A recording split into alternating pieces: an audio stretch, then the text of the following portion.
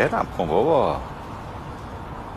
خونه رو نگاه کن، من کتم آویزون کردم دستگیره پنجره. خجالت نمیکشی؟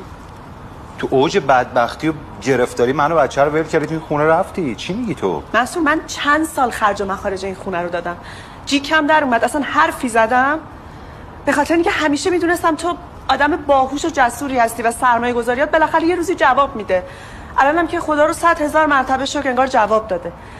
ولی موقعی که تو بهم شک کردی من واقعا داغون شدم، نابود شدم. تو برای من شنود گذاشتی. زشته، بی احترامیه.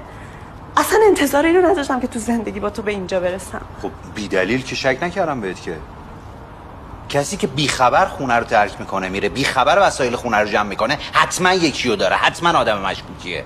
یکیو داره که داره درسش میده. داری اشتباه میکنی. من اون روز اومدم دانشگاه، دیگه چیکار کردی یادته؟ ها؟ اون آدمه که تو اتاق اساتید بود اون کی بود؟ چرا انقدر طرف تو میگرفت؟ چی کاره تو بود اون؟ اصلا نمیدونم کیو میگه، اون روز اصلا یادم نیست. میگم که فراموشی گرفتی. مامان تو چند بار استاد دانشگاهی تو رو زد تو سرم؟ چند بار بهم گفتی که دخترم استاد دانشگاه فلان بیساره؟ ها؟ خب حالا تو خونه من درس تو تموم کردی. اصلا تو برو با یکی هم لول خودت ازدواج کن، با یکی که استاد دانشگاه باشه.